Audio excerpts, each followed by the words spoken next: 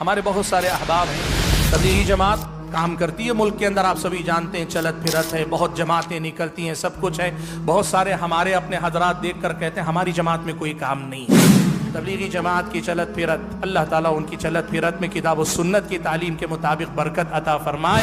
اہل حدیث علماء کی خدمات آج بھی اتنی تابناک ہیں کہ اس کی کوئی مثال آپ کو ہندوستان کی تاریخ میں کبھی نہیں ملے گی۔ آپ کو معلوم ہے اہل حدیث علماء کیا کرتے تھے؟ آتے تھے، اپنی بستی سے نکل جاتے اور نکل کر آتے اور آ کر قریوں میں آ جاتے، بستی میں آ کے رک جاتے، بیٹھ جاتے، بستیوں میں ڈیرا ڈال کے بیٹھ گئے، بستی میں بیٹھ گئے۔ کیا کرتے تھے؟ بستی والے، کھیتی باڑی کرنے والے لوگ صبح سے لے کے شام تک وہ محنت مزدوری کرنے والے، شام میں جب لوٹتے لوگوں کے ساتھ بیٹھ کر لوگوں کو حدیث پڑھاتے، عقیدہ پڑھاتے، توحید پڑھاتے، بدعات سے روکنے والی باتیں پڑھاتے ایسے ہی کرتے ہوئے شام میں درس دیتے، صبح میں درس دیتے۔ یہی کرتے کرتے اہل حدیث علماء نے اپنے گھروں سے زیادہ باہر زندگیاں گزاری۔ ہمارے بہت سارے احباب ہیں، تبلیغی جماعت کام کرتی ہے ملک کے اندر، آپ سبھی جانتے ہیں، چلت پھرت ہے، بہت جماعتیں نکلتی ہیں، سب کچھ ہے۔ بہت سارے ہمارے اپنے حضرات دیکھ کر کہتے ہیں ہماری جماعت میں کوئی کام نہیں ہے۔ لوگ کہتے ہیں نا، یہ بات کہتے ہیں۔ میں پہلی بات تو یہ کہوں گا کہ دیکھیے کہ اہل حدیثوں کو جتنا کام کرنا چاہیے، جیسا کرنا چاہیے، یقیناً وہ لوگ نہیں کر رہے ہیں، اس میں مجھے کوئی شبہ نہیں، یہ کہنے میں کوئی حرج نہیں۔ ابھی نماز مغرب سے پہلے ذمہ داران کی مجلس میں بھی میں نے بات کہی کہ اس جمعیت اہل حدیث کا وجود اس کی دعوت و تبلیغ کے لیے ہوا ہے، لیکن اس کا یہ مطلب نہیں ہے کہ اس ملک کے اندر اہل حدیثوں نے دعوت و تبلیغ کا کام نہیں کیا یا نہیں کر رہے ہیں، ایسی بات نہیں۔ بس فرق یہ ہے کہ اہل حدیثوں کا کام الگ ہے، کام کرنے کے طریقے الگ ہیں۔ ہاں، دوسروں کی طرح کام کرتے نظر نہیں آتے تو لوگ یہ سمجھتے کام نہیں ہو رہا ہے۔ اس ملک کی تاریخ آپ پڑھ کر دیکھیے، اللہ کا فضل و کرم ہے، جس قدر مضبوط اور پائیدار کام کتاب و سنت کی دعوت کے لیے، اللہ کی کتاب نبی کی حدیث سے جوڑنے کے لیے اہل حدیث حضرات کی طرف سے ہوا ہے، دوسرے مکاتب فکر کی طرف سے ایسا کام نہیں ہوا ہے۔ یہ ذمہ داری کے ساتھ آپ کے سامنے بات کہہ رہا ہوں، آپ کے سامنے یہ بات میں کہہ رہا ہوں کہ کتاب و سنت سے جوڑنے کے لیے جو کام اہل حدیثوں نے کیا، اس قسم کا کام کہیں اور نہیں۔ میں آپ کو بتانا چاہوں گا، بڑے واقعات اس ملک کی تاریخ کے اندر بھی ہیں۔ خود اس ملک کے اندر میں آپ کو بتاؤں، مہاراشٹر کا ایک واقعہ ہے، بڑا مشہور، بڑا اہم واقعہ ہے، بہت کم مشہور واقعہ ہے۔ وہ کیا تھا؟ اہل حدیثوں نے کتنی قربانی دی آپ کو معلوم ہے؟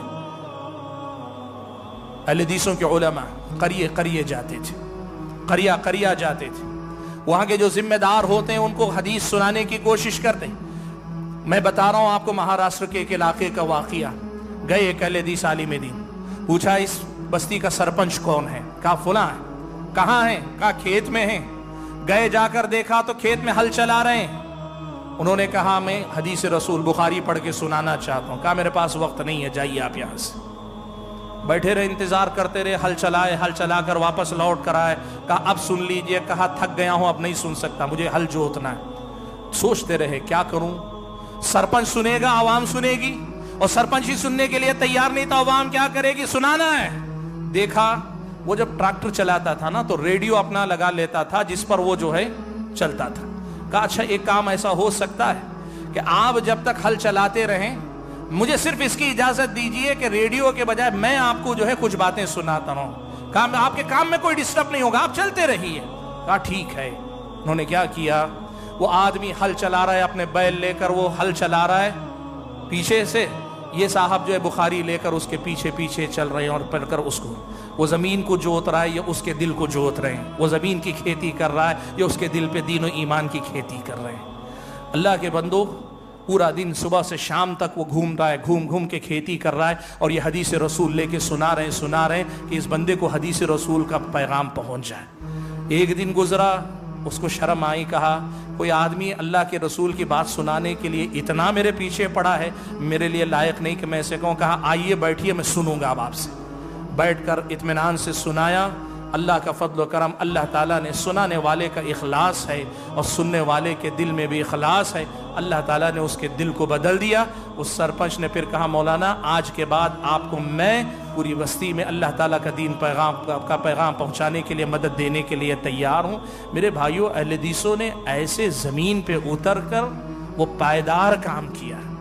آپ کو میں بتاؤں، तबलीगी जमात की चलत फिरत, अल्लाह ताला उनकी चलत फिरत में किताब और सुन्नत की तालीम के मुताबिक बरकत अता फरमाए। लेकिन एक बात मैं आपके सामने कहूँगा, अहले हदीस उलमा की खिदमात आज भी इतनी ताबनाक हैं कि उसकी कोई मिसाल आपको हिंदुस्तान की तारीख में कभी नहीं मिलेगी।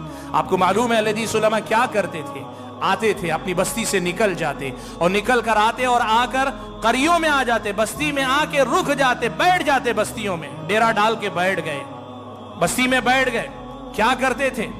बस्ती वाले, खेती बाड़ी करने वाले लोग सुबह से लेके शाम तक वो मेहनत मजदूरी करने वाले, शाम में जब लौटते लोगों के साथ बैठकर लोगों को हदीस पढ़ाते, अकीदा पढ़ाते, तौहीद पढ़ाते, बिदात से रोकने वाली बातें पढ़ाते ऐसे ही करते हुए शाम में दर्स देते, सुबह में दर्स देते। यही करते करते अहले हदीस उलमा ने अपने घरों से ज्यादा बाहर जिंदगियां गुजारी।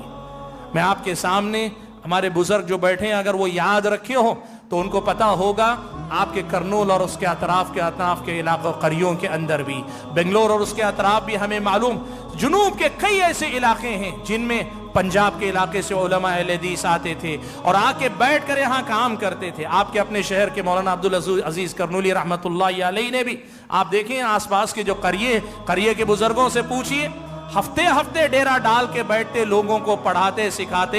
ये जमातें अवाम की, अनपढ़ों की, या फिर ये कि बेइल्म लोगों के निकाल कर जो ले जाते हैं। हमारे पास काम का तरीका ये कि दावत का काम आलिम किया करता है और हमारे उलमा ने वहां जाके डेरे डाले और बैठकर वहां काम किया। नया जमाना है, हम जैसे लोग आते हैं, 2 घंटे रहते हैं और निकल जाते हैं। हमारे असलाफ ऐसे यकीनन नहीं थे। हमारे मसाइल अपनी जगह, हम अपने हालात के हिसाब से काम कर रहे हैं। लेकिन मैं ये बात आपको बताना चाहता हूं, इस मुल्क में उलमा अहले हदीस की जो खिदमात हैं इस कदर ताबनाक हैं कि आप अगर देखेंगे तो आपको पता चलेगा किताब और सुन्नत की तालीमात को जिंदा करने में अहले हदीस उलमा का बहुत बड़ा किरदार है।